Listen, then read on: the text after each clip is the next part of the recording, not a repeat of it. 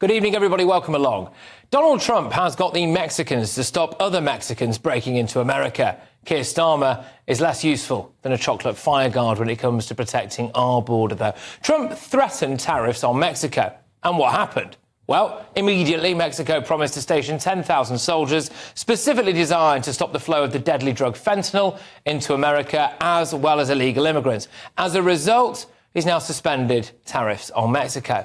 Trump also tried it on with Colombia, didn't he, who refused to accept illegal immigrants.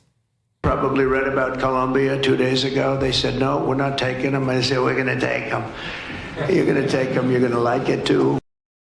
Well, he threatened tariffs, and then their president offered his own private jet to come and get them. He then tried it on with Panama. The Panama Canal, and we didn't give it to China. We gave it to Panama, and we're taking it back. And what happened yesterday? Well, US naval ships have been given free passage through the Panama Canal. They are also going to cool their relationship with China. Absolute result, isn't it? President Trump presented Prime Minister Keir Starmer with an open goal today. All Starmer had to do was tap the ball into the empty net, and everything would have been absolutely fine. Will definitely happen with the European Union, I can tell you that, because they've really taken advantage of us. They don't take our cars, they don't take our farm products, they take almost nothing, and we take everything from them. European Union is really out of line. UK is out of line, but I'm sure that one, I think that one can be worked out. But the European Union it's an atrocity. There you have it. Clear as day. Trump prefers Britain to the EU. He can do better business with us than the EU. He wants to do better business with us than the EU. And actually, he's been of that view ever since the day after the Brexit vote. They want to take their country back. They want to have independence in a sense. And you see it with Europe, all over Europe. You're going to have more than just, in my opinion, more than just what happened last night. The UK has been such a great ally for so long. They'll always be at the front of the line. They've been amazing allies in good times and in bad times.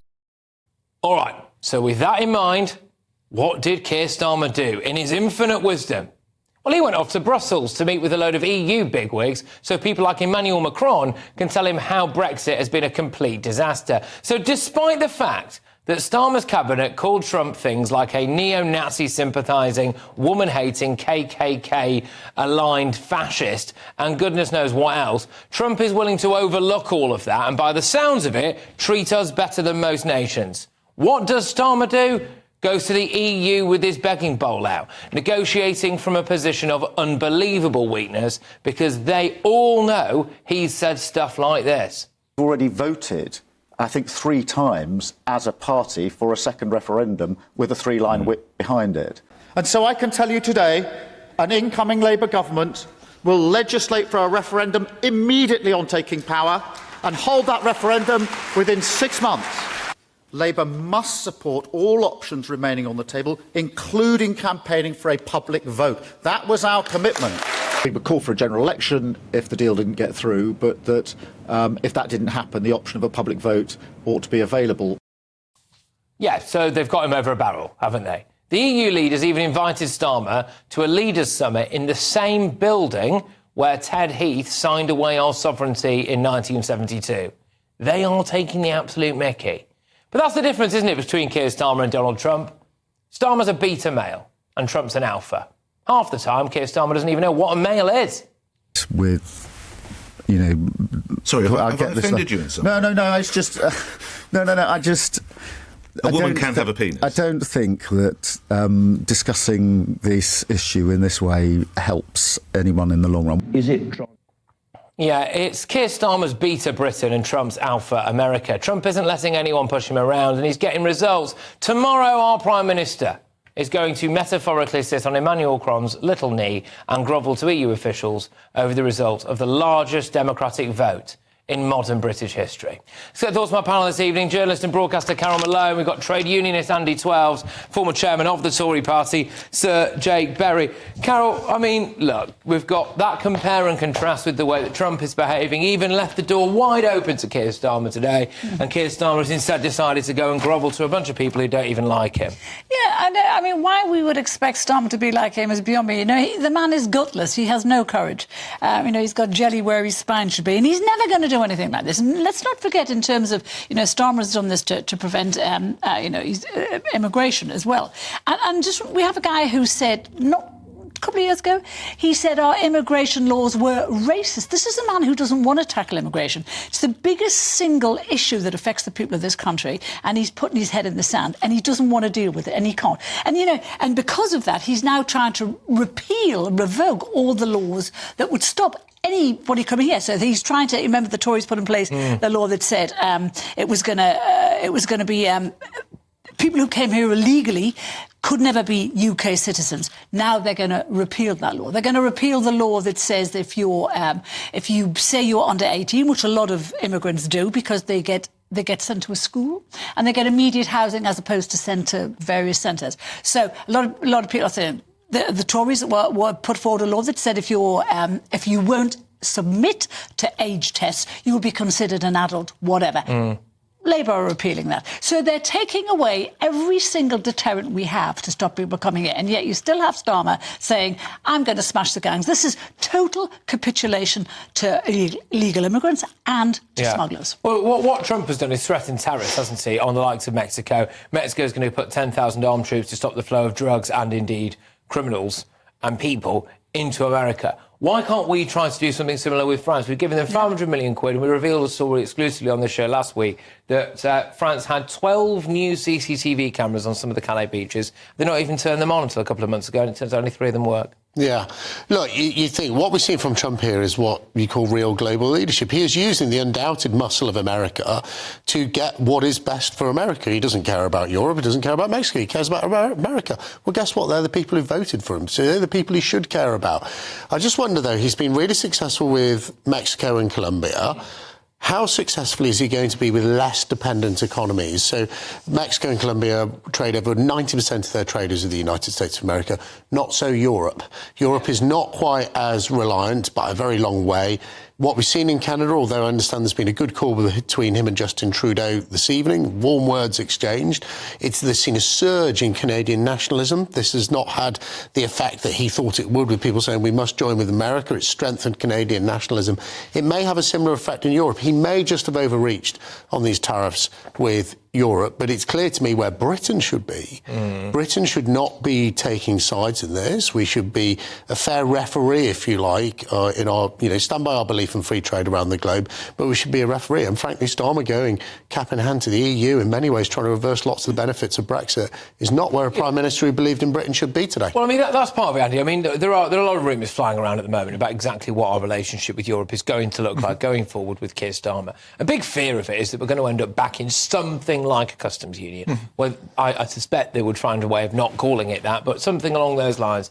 When we've got Trump there saying that we now, because of Brexit, can be a bit more nimble, why would Keir Starmer want to do that, do you think? Well, I think it's not odd that, he's still new to the job. He's been Prime Minister for, 6-7 months now? Like, in the big scheme of things, that's not a very long time. He's made a lot of bloody mistakes. It's not an Jake's government managed, 2 weeks at this trust? Do you know what? At least it took us 14 years. Keir Starmer's managed to make a mess of the whole bloody lot in 7 months. I think austerity measures came in pretty early on, and they were pretty devastating. But this is besides the point.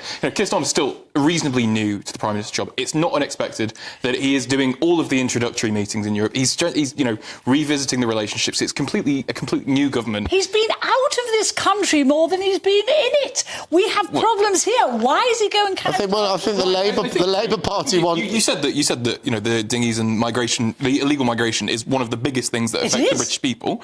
They're coming from France. Obviously, we have to go to France to fix that. We have to work with the French government. No, we don't, because all across Europe, they're bringing in laws hasn't, was announced now they're bringing in laws that will help mass deportations of illegal immigrants. Correct. We're not doing that here. We're doing the total opposite. But we do have to work with the French government. We are matter. effectively decriminalising. Well, no, It doesn't matter what Trump's position on the EU is. We do have to work with France and the EU on stopping illegal migrants. No, but you're wrong. That's the point. That is the typical defeat. Go to Europe and then go, he's yes, not we helping. can, because he has no intention of actually... He has no intention of mass deporting people. He wants to do the opposite. He wants to take away every deterrent we have. But look, that is the typical... That's what people hate in this country. We've got Calamity Keir, who wants to go away cap in hand and beg the French to help us, and Donald Trump saying to the Mexicans they've got a very similar problem. How many people? Exactly. Hundreds came over last week on small boats. It's got a very similar problem in Mexico, obviously on a much bigger scale. It's a much bigger country. And he just says, if you don't help us sort this out, we're going to whack you. We're going to whack you with tariffs. We're going to shut your economy down. What could we do to the French economy? What could we do to the European bloc? Do you know what? Genuinely, do you know what? They run a massive trade surplus with us.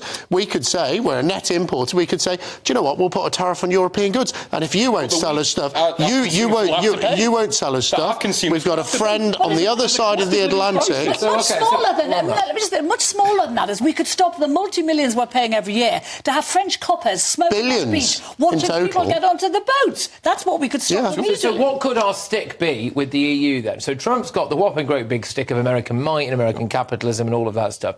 So you're saying that we're still arguably the fifth. Well, we're either fifth or sixth biggest economy in the world. It goes up and down a bit.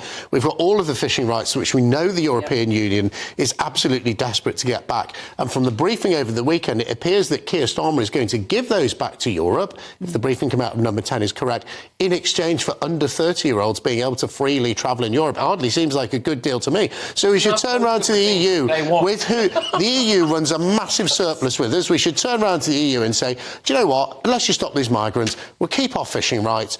We'll look at putting tariffs on goods imported from the EU. You didn't let me finish, but actually we've got a willing partner in America. You did interrupt me. Yeah, we've got a willing partner. OK, well, 1-0. But we've got a willing partner in America who will export to Britain, and actually that's where we should be looking. Europe is a part of the world that actually the economy is in trouble and shrinking. The rest of the world is growing. You know, there's so much we could do. You just have to believe in Britain, and Keir Starmer does not believe in Britain. Even if we had clout, the kind of clout you're talking about, he's never going to use it. He's not built like that. He's not a leader. Correct. Is that not a problem for you, Andy, that you think that actually Keir Starmer, if he believed in Britain more in the way that Trump unashamedly believes in America, that maybe we could be using a bit more stick with it, either being specifically with the French or with the EU as a whole? I mean, bear in mind that it does look like tomorrow he's going to willingly walk into the same building that he signed our I mean, there are only so many buildings in Europe. You know, there are only so many. There are a few. There are only so many buildings in the European Union government. There are only so many government buildings. I